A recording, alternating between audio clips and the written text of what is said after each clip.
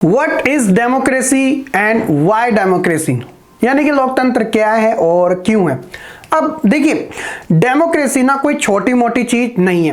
World के अंदर 190 से प्लस कंट्रीज है और मोस्ट ऑफ द कंट्रीज के अंदर, स्पेशली जो डेवलप्ड है, उसमें आपको डेमोक्रेसी ही देखने को मिलेगी, जिनकी थोड़ी टाइप्स अलग अलग हो सकती है, यानी कि वहां का जो इलेक्शन सिस्टम है वो थोड़ा डिफरेंट टाइप का हो सकता है। लेकिन आप ये देखोगे कि ज्यादातर कंट्री डेमोक्रेसी को प्रेफर करती है। और इसके अलावा जो नॉन डेमोक्रेटिक कंट्री है उनके अंदर किस टाइप का रूल मिलता है और आखिरकार डेमोक्रेसी को इतना अच्छा क्यों माना जाता है, वो सारी चीजें बच्चों आपको आज की इस वन शॉट वीडियो में पता चलने वाली है। तो hi, this is Shahrukh Saifi and welcome to the channel simplifying exams.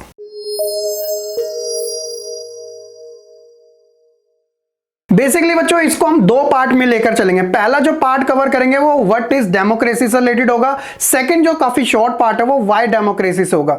अगर हम बात करें व्हाट इज डेमोक्रेसी, तो देखिए डेमोक्रेसी जो वर्ड है वो ग्रीक वर्ड से लिया गया है जिसका मतलब है डेमोक्रेटिया। अब इसको थोड़ा बहुत एक्सप्लेन करते हैं अलग अलग तरीके से। डेमोस का मतलब तो होता है पीपल और क्रेटिया मतलब होता है रूल। तो क्या बना, democracy is a form of government in which the rulers are elected by the people. तो एक सिंपल सी आसान भाषा में यही बताया गया है कि लोकतंत्र एक ऐसी सरकार बनाती है, मतलब कि जिसके अंदर जो रूलर्स होते हैं, जो एक तरीके से नेता आप कह सकते हैं, उनको चुनने का काम खुद जनता करती है। अब जनता ही तो मालिक होती है डेमोक्रेसी में, क्योंकि वो अपना रिप्रेजेंटेटिव चुनती है। ये तो चीज होगी डेमोक्रेसी के बारे में। अगर आपको एक फेमस डेफिनेशन के बारे में पता लगे तो कितना अच्छा रहे। आप एग्जाम में अगर ये भी लिख के आ जाओगे तब भी आपका एक भी मार्क्स कट नहीं होगा, क्योंकि बड़ी पॉपुलर डेफिनेशन है जो कि है अब्राहम लिंकन के द्वारा दी गई। ये यूएसए के फॉर्मर प्रेसिडेंट भी रह चुके हैं। इन्होंने क्या कहा था, democracy is a form of government of the people, bye the people and for the people. यानी कि लोकतंत्र एक ऐसा शासन है जो कि लोगों के लिए, लोगों द्वारा ही बनाया जाता है। तो इसमें जनता ही मालिक होती है, सिंपल सी बात है। ठीक है, चलिए आगे हम बात कर लेते हैं इसके फीचर्स को लेकर कि कौन कौन से डेमोक्रेसी के हमें फीचर्स देखने को मिलते हैं। पहला जो है वो है कि the ruler are elected by the people. जैसा कि हमने स्टार्टिंग में करा था, एग्जांपल से समझाता हूं। हमारे देश के अंदर इलेक्शन होते हैं, ठीक है, एमपी के इलेक्शन होते हैं, एमएलए के इलेक्शन होते हैं, काउंसलर के इलेक्शन होते हैं। तीनों इलेक्शन में एक कॉमन चीज है कि जो जनता है, पीपल जो है, वो डायरेक्टली पार्टिसिपेट कर सकते हैं इन इलेक्शन के अंदर और वो अपने इन काउंसलर, एमपी, एमएलए को इलेक्टेड कर सकते हैं। पहली चीज ये होगी, उन्होंने वोट डाला, उनकी वोट की वैल्यू है, क्योंकि उन्हीं की वोट की वैल्यू से कोई भी पर्सन एमपी, एमएलए या काउंसलर बन रहा है। तो यहां पे जनता मालिक है, ठीक है। Free and competitive election are held. और अच्छी चीज होती है कि यहां पे कोई भी पर्सन इलेक्शन को कंटेस्ट कर सकता है और चाहे तो वो जीत भी सकता है अगर उसके अंदर इतनी कैपेबिलिटी है, क्योंकि जनता मालिक है, जिसे चाहेगी उसे जिता देगी। तो इसलिए, क्योंकि यहां पे जो इलेक्शन होता है कि ऐसा नहीं है कि एक बड़े लीडर के अंडर में हो रहा है, बिल्कुल फ्री एंड कॉम्पिटिटिव होता है, जिसमें जितना ज्यादा दम है वो आ जाइए मैदान में, जीत जाइएगा। तीसरा है कि भाई रूल ऑफ लॉ। डेमोक्रेसी के अंदर रूल ऑफ लॉ, ऐसा नहीं है कि अमीर और गरीब में जब जस्टिस दिया जा रहा होगा तो अमीर को ज्यादा प्रेफरेंस दी जाएगी और गरीब को कम। नहीं, रूल ऑफ लॉ के अकॉर्डिंग सबको इक्वल तरीके से जस्टिस प्रोवाइड करवाया जाएगा, यानी कि कानून की नजर में सभी लोग क्या होंगे, बिल्कुल समान होंगे। इसके अलावा there must be an independent judiciary, क्योंकि भैया हमारे राइट्स को प्रोटेक्ट करने का काम हमारी जुडिशरी तो करती है। देश का सबसे बड़ा न्यायालय सुप्रीम कोर्ट, जो हमारे खुद फंडामेंटल राइट्स को प्रोटेक्ट करने का काम करता है। तो ये सारे इंपॉर्टेंट फीचर्स हैं डेमोक्रेसी के। तो ये तो हो गया शॉर्ट तरीके से। अगर हम थोड़ा बहुत और ज्यादा एक्सप्लेन करें तो देखिए, each adult irrespective of religion, education, caste, color, wealth have one vote, one value। ठीक है कि भाई हर एक व्यक्ति को वन वोट और वन वैल्यू दी जाती है। इसका मतलब यह है कि ऐसा नहीं है कि कोई अमीर है तो उसके एक वोट की वैल्यू कुछ ज्यादा है, 5 या 10 के बराबर, और गरीब है तो उसकी एक वोट की वैल्यू 1 है। नहीं, ऐसा बिल्कुल भी नहीं है। अमीर हो या गरीब हो, सबके 1 वोट मिलेगा और 1 वोट की वैल्यू भी 1 ही रहेगी, ताकि फ्री एंड ट्रांसपेरेंट इलेक्शन अच्छे तरीके से कंसिडर करवाए जा सके। The elected ruler take decision with the limit set by the constitution, law and citizen rights. तो जो इलेक्टेड लीडर होगा वो डिसीजन भी ले सकता है लिमिट्स के साथ, जो कि constitutional law and citizen rights के अकॉर्डिंग उसे दिए गए हैं। और याद रखना, लीडर्स भी ऐसे नहीं कि एक बार जीत गया लाइफ टाइम वही रहेगा, नहीं, क्योंकि हमारे यहाँ पे सिर्फ मिनिमम 5 ईयर ही उसको टाइम दिया जाता है। अगर वो अच्छा काम कर सकता है तो हाईली चांसेस होता है कि उसे जनता दोबारा चुन लेगी। बाकी भैया जनता मालिक है। The right of the citizen must be protected through constitution, क्योंकि हमारे राइट को प्रोटेक्ट करने का काम खुद कॉन्स्टिट्यूशन करता है। तो ये इंपॉर्टेंट चीज है, ठीक है। अब हम ना इनको अलग अलग कंट्री के एग्जाम्पल से समझने की कोशिश करते हैं। जो भी ये 1 वोट 1 वैल्यू वाला था, या कंटेस्ट करना हो, या फिर लीडर्स की बात हो, ये अलग अलग कंट्री के पॉइंट ऑफ व्यू से समझेंगे कि डेमोक्रेसी क्यों इतनी ज्यादा इंपॉर्टेंट होती है। अब हम तो इंडिया का पार्ट है और इंडिया के अंदर स्टार्टिंग से ही 1947 से डेमोक्रेसी देखने को मिली है, लेकिन कुछ कंट्रीज के एग्जांपल दिए गए जिसमें आपको यह पता लगेगा कि डेमोक्रेसी की कितनी अच्छी वैल्यू है, जो कि हमें इन कंट्रीज में नहीं देखने को मिलती है। अब वो कौन कौन सी है उसे समझिएगा। सबसे पहले हम बात करते हैं major decision by elected leaders. अब इसमें जिक्र आता है पाकिस्तान का, हमारी नेबर कंट्री का, ठीक है। देखिए क्या बात की गई है इसके अंदर। In Pakistan General Parvez Musharraf led a military coup in October 1999 and overthrew democratic elected government and become a president of the country. तो बताया गया इन जनाब के बारे में, जो कि है पाकिस्तान के फॉर्मर मिलिट्री कॉप, जिन्होंने 1999 में एक तरीके से वहां की जो नवाज शरीफ की डेमोक्रेटिक इलेक्टेड गवर्नमेंट थी उसको वहां से हटा के खुद ये पाकिस्तान के प्रेसिडेंट बने थे। यानी कि डेमोक्रेसी को किल करके वहां पे एक तरीके से मिलिट्री रूल को एस्टैब्लिश किया गया था। इसके अलावा इन्होंने क्या किया, 2002 में he held a referendum in the country which was based on malpractices and fraud, granted him a 5-year extension। 2002 में मतलब माल प्रैक्टिसेस और फ्रॉड के थ्रू अपना जो 5 ईयर था जो मिलता है उसको एक्सटेंड कर लिया कि मैं ही ज्यादातर हूं। और ऐसा में डिक्टेटर में देखने को मिलता है कि एक बार कोई गद्दी पे बैठ गया तो वो टाइम बढ़ाता ही रहता है, ऐसे इन्होंने किया। After the passing law legal framework order, इसके according which gave the president power to dismiss the national and provincial assemblies, election were held to the national and provincial assembly।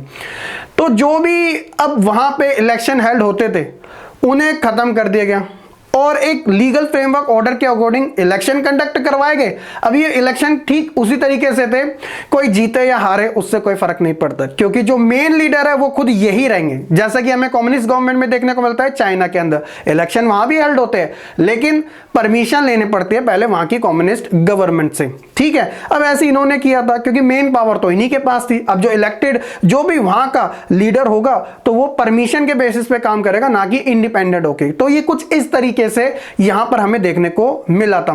In this case Pakistan had elections, elected representative has some powers.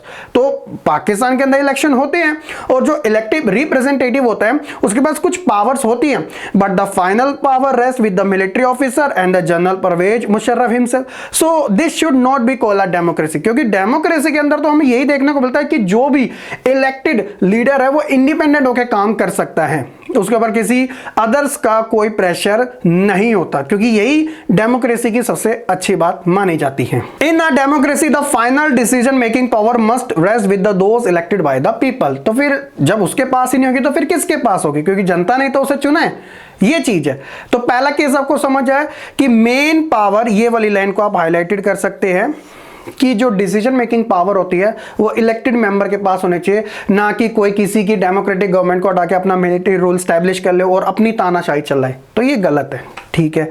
Next हम बात करते हैं जो सबसे important है, features में भी हमने बात करी थी कि डेमोक्रेसी के अंदर ना हमें एक अच्छी चीज ये देखने को मिलती है कि वहां पे कोई भी कंटेस्टेंट इलेक्शन कंटेस्ट कर सकता है, क्योंकि election he free and fair electoral basis पे कंडक्ट करवाए जाते हैं। अब यहां पे चाइना का एग्जांपल दिया गया, अब इससे आपको कंपेयर करके बताया गया कि वहां कैसा होता है और एक डेमोक्रेटिक कंट्री के अंदर कैसा होता है, उसे समझिएगा। सबसे पहले in China election are regularly held after every 5 year for electing the country's parliament called National People's Congress. याद रखना वहां की जो पार्लियामेंट का नाम है नेशनल पीपल कांग्रेस है। चाइनीज में भी नाम आपके एनसीईआरटी में गिवन है, आप कमेंट सेक्शन में बता सकते हैं कि वो क्या है, अगर आप ये लिख के आओगे तब भी ऑल राइट। तो वहां इलेक्शन होते हैं 5 ईयर के लिए, जहां के एक तरीके से इलेक्टेड जो भी मेंबर होते हैं वो पार्लियामेंट के लिए असेंबली होते हैं और इस पार्लियामेंट का ये नाम है। बिफोर कंटेस्टिंग इलेक्शन, लेकिन इलेक्शन कंटेस्ट करने से पहले a candidate need to the approval of the Chinese Communist Party. जी हाँ, यही तो सबसे बड़ी चीज है कि अगर आप वहां पे इलेक्शन कंटेस्ट करना चाहते हो तो सबसे पहले परमिशन लेनी है अप्रूवल के लिए वहां की कम्युनिस्ट पार्टी से। The government is always form by the communist party. तो क्योंकि वहां पे गवर्नमेंट एक ही बनती है कम्युनिस्ट की, क्योंकि वहां पे सिंगल पार्टी सिस्टम है, तो कोई ओपोजिशन पार्टी भी नहीं है, तो लीडर बस नाम के लिए ही वहां पे इलेक्शन कंटेस्ट कर सकते हैं। तो आप देख रहे हो इस चीज में, हमारे देश में अगर किसी को इलेक्शन कंटेस्ट करना, किसी के परमिशन की जरूरत थोड़ी है, बस एलिजिबल होना चाहिए, लेकिन यहाँ पे परमिशन लेनी पड़ रही है। उसी तरह आप देख लीजिएगा, जरा मैक्सिको का भी एग्जाम्पल देख लीजिएगा। Mexico holds election after every 6 year to elect its president. तो मैक्सिको में हर 6 साल के बाद वहां पे इलेक्शन होते हैं प्रेसिडेंट के लिए। बट अंटिल 2000, लेकिन 2000 से लेकर every election was won by a party called PRI।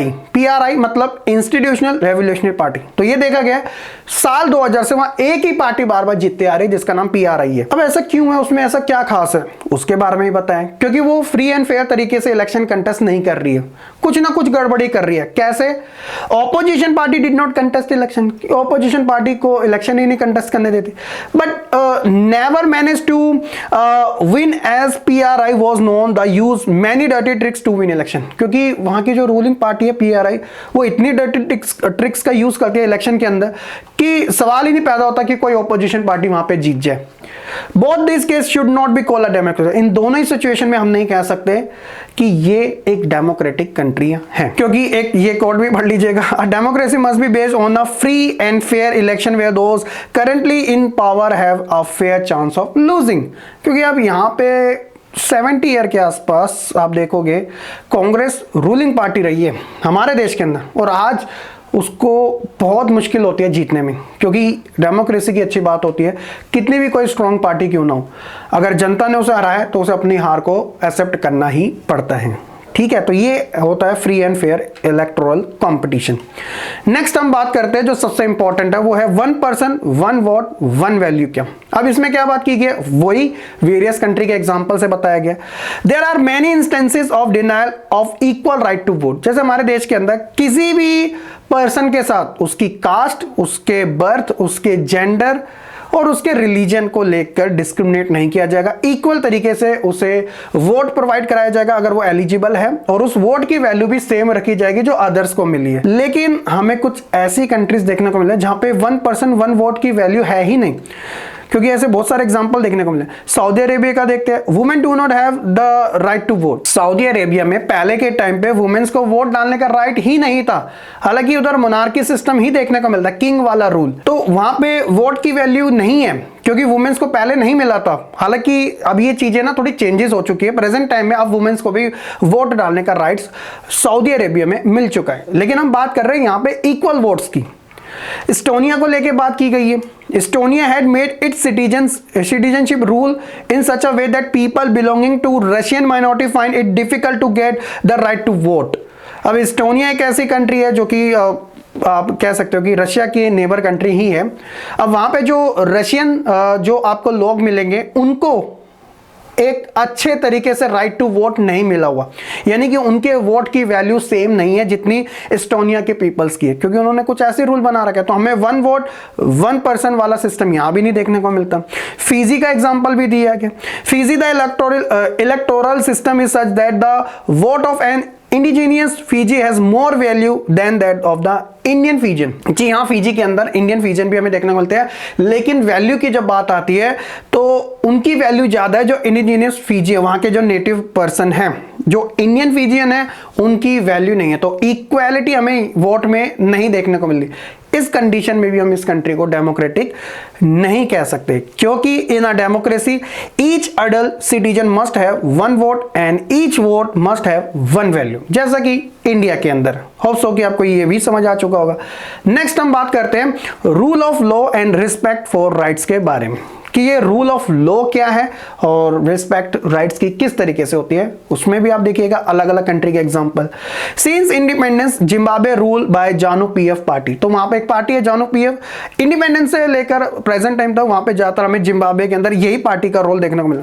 इसके जो लीडर है उनका नाम है रॉबर्ट मुगाबे, जो कि रूलिंग पार्टी मतलब उस कंट्री के मेंबर है, मतलब एक तरीके से प्रेसिडेंट है वहां के। तो he is popular but also uses unfair practices in elections, काफी पॉपुलर है वो, बट फिर भी जब भी इलेक्शन होता है तो उसके अंदर वो कुछ ना कुछ हेराफेरी करते हैं, यानी कि अनफेयर प्रैक्टिसेस करते हैं इलेक्शंस के अंदर ताकि वो इलेक्शन फिर से जीत जाए। Election have been held regularly and always won by ZANU PF, हर बार वहां इलेक्शन होते हैं और हर बार एक ही पार्टी जीत जाती है, तो कुछ तो गड़बड़ है। क्या गड़बड़ है देखिए, opposition party workers are harassed and their meeting disturbed, opposition party के लीडरों को हैरेस किया जाता है, डराया धमकाया जाता है, जब वो अपनी मीटिंग्स करते हैं इलेक्शन के पॉइंट ऑफ व्यू से तो उनकी मीटिंग को डिस्टर्ब किया जाता है, करने ही नहीं दिया जाता। Public protest and demonstration against the government are declare illegal, कि अगर कोई भी रूलिंग पार्टी के अगेंस्ट में कोई प्रोटेस्ट करेगा तो उसे वो भी नहीं करने दिया जाएगा, क्योंकि डेमोक्रेसी के अंदर प्रोटेस्ट करने का राइट्स है, लेकिन वहां पे ऐसा नहीं करने दिया जा सकता। Television and radio are control by the government and give only the ruling party versions, यानी कि आपको सिर्फ टेलीविजन और रेडियो पे रूलिंग पार्टी की अच्छाइयों के बारे में ही दिखाया जा सकता है। अगर आपने क्रिटिसाइज किया, बुराई करी, वही है, कट हो जाएगा, सेंसरशिप लागू हो जाएगी वहां पे। इंडिपेंडेंट न्यूज़पेपर आर देयर, वहां पे इंडिपेंडेंट न्यूज़पेपर अवेलेबल हैं, but the government harasses those journalist who go against it. अगर कोई वहां पे जर्नलिस्ट उस रूलिंग पार्टी के जानु पीएफ के अगेंस्ट कुछ लिखता है तो उसे हैरेस किया जाता है। तो आप कह सकते हो कि क्या ये डेमोक्रेसी है यहाँ पे? नहीं है ना, क्योंकि सारी चीजें तो एक सिंगल गवर्नमेंट कर रही है, जैसा डिक्टेटर वाला करते हैं। ये इंपॉर्टेंट है। The government has ignore some court judgement they want against it and pass pressurise जजेस। अब भाई देखो, जुडिशरी इंडिपेंडेंट होनी चाहिए, जुडिशरी जो भी अपना डिसीजन देती है वो सारी चीजों को ध्यान में रखती है। अब जजमेंट जो आती है कोर्ट की तरफ से वो गवर्नमेंट इग्नोर कर देती है, और जो जज जजमेंट देता है उसको ही ट्रांसफर कर देती है, मतलब उसे बहुत ज्यादा प्रेशराइज कर देती है। In this case, government is not democratic. There is no citizen basic right, no political opposition, no judiciary. यार जब आप किसी चीज की रिस्पेक्ट नहीं कर रहे तो आप अपने आप को डेमोक्रेटिक क्यों कहला रहे हो? है ये लॉजिक वाली बात। A democratic government rule with in the limit set by the constitution, law and citizens rights, जैसे कि हमने इसके फीचर्स में पढ़ा था। ये चीज है इससे रिलेटेड। जिम्बाब्वे के बारे में भी होप्स हो कि आपको काफी अच्छे से समझ आ चुका होगा। तो ये तो था व्हाट इज डेमोक्रेसी। अब हम सेकंड पार्ट इसका कवर करते हैं, जो कि है व्हाई डेमोक्रेसी। अब क्यों है लोकतंत्र, इसे आप समझिएगा। देखिए, सबसे पहले इसमें भी हम दो चीजों के बारे में बात करेंगे। एक तो बात करेंगे आर्गुमेंट अगेंस्ट डेमोक्रेसी, यानी कि डेमोक्रेसी के अगेंस्ट में क्या आर्गुमेंट्स हमें देखने को मिलती है, मतलब कमियों के बारे में। और नेक्स्ट हम बात करेंगे आर्गुमेंट्स फॉर डेमोक्रेसी, कि डेमोक्रेसी इतनी अच्छी है तो उसके लिए आर्गुमेंट्स हो रही है, उसके फेवर में हम बात करेंगे। तो सबसे पहले अगेंस्ट की बात कर लेते हो कि क्या कहा गया है। पहली चीज, leader keep changing in a democracy, this lead to instability. ये बिल्कुल ठीक है कि इसके अंदर अगर किसी जनता को कोई लीडर पसंद आ जाए तो वो भी चेंज हो जाता है। जी हाँ, क्योंकि डेमोक्रेसी के अंदर सबको अपॉर्चुनिटी मिली है कि कोई भी लीडर बन सकता है। समटाइम ऐसा भी होता है कि किसी पार्टी ने या फिर किसी कैंडिडेट ने बहुत अच्छा काम किया होता है अपने लिमिटेड टाइम पीरियड में, फिर भी वो नेक्स्ट टाइम नहीं जीत पाता, उसके रीजन कुछ भी हो सकते हैं। तो ये एक तरीके की इंस्टेबिलिटी है कि लोगों को जो पसंद है हो सकता है वो दोबारा ना भी है। डिक्टेटर वाली गवर्नमेंट होती है ना, वहां ऐसा नहीं होता, क्योंकि वहां पे स्टेबिलिटी ज्यादा होती है एक सिंगल गवर्नमेंट की। Democracy is all about political competition and power play, there is no scope of for morality. ये बात भी ठीक है कि डेमोक्रेसी के अंदर पॉलिटिकल कंपटीशन बहुत ज्यादा होता है, सारा खेल सत्ता का होता है, पावर्स के लिए सब लड़ते हैं। मतलब कि इलेक्शन से पहले मीठे मीठे वादे कर दो, अच्छे खासे मैनिफेस्टो लॉन्च कर दो, ये देंगे वो करेंगे, मतलब फ्री बीज जो होता है ना वो सारा करा जाता है। मतलब बस उन्हें जीतने से मतलब है, फिर बाद में वो काम करे ना करे क्या ही लोग इतना पूछेंगे। तो ये आर्गुमेंट भी ठीक कहा जा सकता है। So many people have to be consulted in a democracy that is lead to delays. अब बहुत जने डेमोक्रेसी के अंदर क्या होता है, इन्वॉल्व होते हैं, ठीक है, कंसल्टेड होते हैं, जिसकी वजह से हर एक डिसीजन लेने में बहुत ज्यादा डिले हो जाता है। हमारे देश का एग्जाम्पल ले लीजिएगा, कितने सारे केसेस कोर्ट के अंदर पेंडिंग में पड़े और लिमिटेड से जज, एक केस आता नहीं है कि 10 पहले खड़े हो जाते हैं। बहुत ज्यादा डिले प्रोसेस होता है हमारे देश के अंदर। कोई लॉ बन जाए तो उसके अंदर इतने सारे अमेंडमेंट हो जाते हैं। तो डेमोक्रेसी के अंदर थोड़ी बड़ी चीजें कमियां हैं जो हमें साफ देखने को मिलती भी है। Elected leader do not know the best interest of the people, it lead to the bad decision. Sometime ऐसा होता है कि लोग क्या करते हैं, पार्टी के फेवर में वोट डालते हैं। समटाइम ऐसा होता है, इसे फैक्शनलिज्म के नाम से जानते हैं कि कोई लोग पार्टी के लिए कुछ ज्यादा ही वो हो जाता है फेवरेबल, तो वो डजंट मैटर कि उसके खुद कॉन्स्टिट्यूंसी का लीडर कैसा है, बस नहीं, उससे कोई फर्क नहीं पड़ता, बस उसे वो पार्टी पसंद है तो वो ऑब्वियसली उस पार्टी को वोट दे रहा है और उस पार्टी पे जो भी कैंडिडेट कंटेस्ट कर रहा है वो जीत जाता है।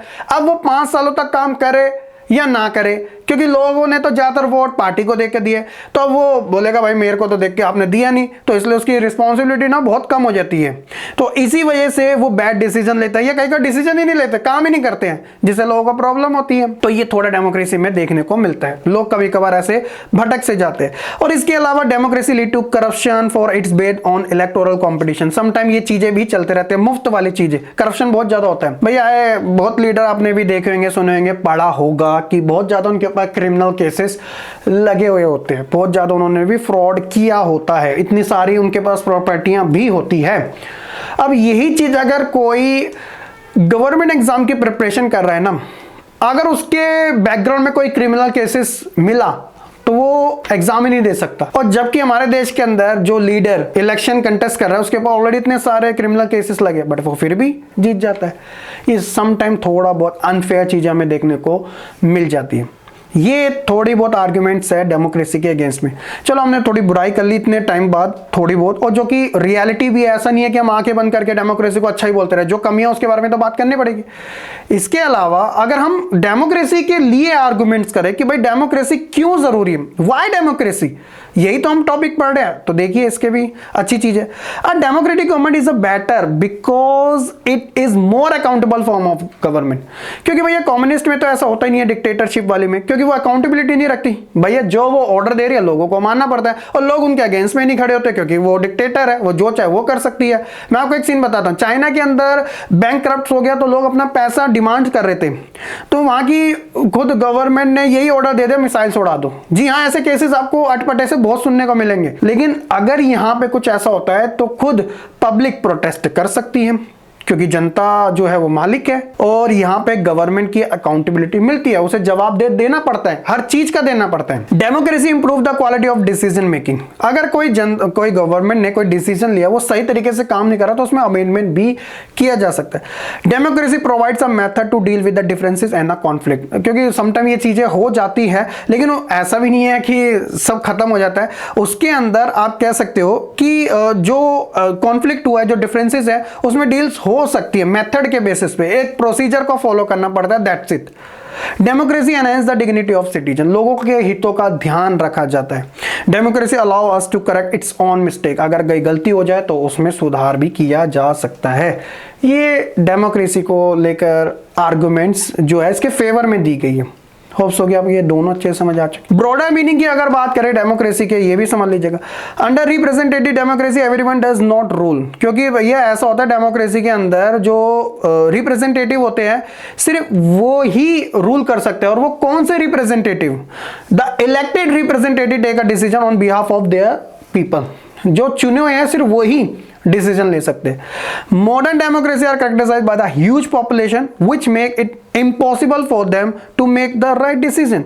आप देखते हो आए दिन हमारे देश में छोटे मोटे बड़े कानून बनते रहते हैं। क्या वो उन कानूनों से सभी लोग हैप्पी होते हैं? नहीं, क्योंकि सबके अलग अलग अपने पॉइंट्स होते हैं। तो इसलिए बहुत ज्यादा मिस्टेक्स भी होते रहती है और टाइम टाइम पे उसके अंदर अमेंडमेंट भी होते रहते हैं। सबके लिए एक रूल बना दो और वो सबको राजी हो जाए, ऐसा नहीं है। If they could make the right decision, अगर वो सही डिसीजन ले भी ले, citizen would not have a greater amount of time. तो लोगों के पास इतना ज्यादा टाइम नहीं होता। They skill to play a role in all the decision, कि वो हर एक डिसीजन के अंदर अपना रोल प्ले कर सके। Understanding democracy can help people to identity the weakness of existing democracy, can differentiate between minimal and the good democracy. तो ये सारी चीजें हमें बेसिकली डेमोक्रेसी के अंदर ही देखने को मिलती हैं। अब हम इतनी देर से बात ही कर रहे हैं, तो एक बार इंडिया की डेमोक्रेसी के बारे में क्या बात की गई है उसे भी एक बार आप समझ लीजिएगा। India is seen as the largest democracy around the world. सबसे ज्यादा बड़ी डेमोक्रेसी हमारे देश में है, क्योंकि पॉपुलेशन बहुत बड़ी है। सिंस इंडिपेंडेंस, शुरुआत से ही citizen have given the right to vote and have equal right in voting without consider their caste, religion, gender और color। तो सबको इक्वल तरीके से वोट दिया गया, उन वोट की वैल्यू भी सेम है, यानी कि 1 पर्सन 1 वोट 1 वैल्यू, ये वाला सिस्टम हमारे देश के अंदर इंप्लीमेंट है। Democratic principle with the Indian government function sovereign socialist secular democratic and republic. इसका मतलब क्या है? सर्वन मतलब होता है कि हम एक तरीके से एक्सटर्नली और इंटरनली इंडिपेंडेंट है, हमारे पास कोई आउटसाइड पावर्स का प्रेशर नहीं है, जैसे ब्रिटिश टाइम पे था। सोशलिस्ट है, हम इक्वालिटी को लेकर चलते हैं। सेकुलर है, हम सभी रिलीजन का फॉलो करते हैं। डेमोक्रेटिक है, यहाँ पे अकाउंटेबिलिटी मिलेगी। और रिपब्लिक है कि यहाँ का जो प्रेसिडेंट है वो कोई डायनेस्टिक नहीं है, बल्कि खुद जनता द्वारा चुना गया। That's it. Election are held after every 5 year. कोई गवर्नमेंट डिक्टेटर ना बन जाए, तो इसलिए लिमिटेड 5 ईयर दिया गया है। अगर तुम्हारे में दम है तो दोबारा जीत जाओ, किसी को परमानेंट नहीं दिया गया। Government official work under the election commission during the election day. तो एक इंडिपेंडेंट बॉडी बनाई गई है जिसे इलेक्शन कमीशन ऑफ इंडिया के नाम से जाना जाता है, वही सारा इलेक्शन कंडक्ट करवाती है फ्री एंड फेयर तरीके से। तो ये है डेमोक्रेसी इंडिया के अंदर। होप सो कि आपको ये भी अच्छे से समझ आ चुका होगा। बाकी ये कुछ एनसीईआरटी के टेक्स्ट बुक क्वेश्चन है जिसमें आपको सिर्फ मार्क करना है कि डेमोक्रेटिक कौन सा है और अनडेमोक्रेटिक कौन सा है। जैसे पहले बताया गया कि ruling party has lost in the 3 election. क्या ये डेमोक्रेटिक है? ऑब्वियसली डेमोक्रेटिक है, क्योंकि रूलिंग पार्टी भी हार सकती है। ऐसा नहीं है कि वो जीतते ही रहेगी, भैया जनता जिसे चाहेगी उसे हराएगी, जिसे चाहेगी उसे जिताएगी। अब कांग्रेस को पहले जितवा रही थी, फिर वो हारती रह रही है, अब बीजेपी जीती रही है। अब ऐसा थोड़ी है कि बीजेपी लाइफ टाइम रहेगी, वो भी हारेगी कभी ना कभी जब जनता का मन करेगा। There is no independent election commission. तो ऐसा तो हमें डेमोक्रेसी में नहीं देखने को मिलता, अनडेमोक्रेटिक में देखने को मिलता है, ठीक है। क्योंकि डेमोक्रेटिक गवर्नमेंट में इलेक्शन कमीशन जो होता है वो इंडिपेंडेंट ही होता है। The parliament can not pass a law about the army without the contest of the chief army. तो भैया चीफ आर्मी का रोल ही नहीं है, अगर डिसीजन लेना तो वो खुद पार्लियामेंट ले लेती है। अगर ऐसा नहीं हो रहा तो हम उसको अनडेमोक्रेटिक ही कहेंगे। The parliament can not pass a law reducing the power of the judiciary. तो जुडिशरी की पावर को रिड्यूस करना पार्लियामेंट एक कोई ऐसा लॉ नहीं ला सकता, क्योंकि वो ऑलरेडी कॉन्स्टिट्यूशन के अंदर डिसाइडेड की गई है। अगर पार्लियामेंट एक तरीके से जुडिशरी की पावर को रिड्यूस कर रही है तो इसका मतलब वो कॉन्स्टिट्यूशन को एक्सप्लॉइट करने का काम कर रही है और अपनी पावर को ज्यादा बढ़ा रही है, जो कि गलत चीज है। ये चीज आपको समझने की जरूरत है, ठीक है। इसके अलावा the country leader can not sign any treaty with another country with taking permission from the neighbour country. अरे ऐसा थोड़ी होता है, डेमोक्रेटिक कंट्री में लेना हो तो ले सकते हैं, ये तो अनडेमोक्रेटिक हो गया। All the major economic decision about the country are taken by official of the central bank which the minister can not change. अरे ये भी गलत है, अनडेमोक्रेटिक है ये सारा, क्योंकि अगर मेजर डिसीजन लेने इकोनॉमिक से रिलेटेड तो वो फाइनेंस डिपार्टमेंट ले लेता है, वो भी एक कॉलिशन के साथ। अगर वो ऐसा थोड़ी है कि बैंक्स के वही लेंगे, तो उनका फिर रोल क्या आ गया, फाइनेंस मिनिस्टर का क्या रोल आ गया इस देश के अंदर, तो ये अनडेमोक्रेटिक कहलाया जाएगा, ठीक है। ये थे आपके कुछ प्रैक्टिस वाले क्वेश्चन और ये था पूरा lesson, what is democracy and why democracy. Hope so कि अब आपको अच्छे से पता चल चुका होगा। वीडियो पसंद आई लाइक कमेंट शेयर कीजिएगा और साथ ही चैनल को सब्सक्राइब करना बिल्कुल ना भूलेगा। मिलेंगे अपनी नेक्स्ट वीडियो में। खुश रहे, पढ़ते रहे और ऐसे ही आगे बढ़ते रहे।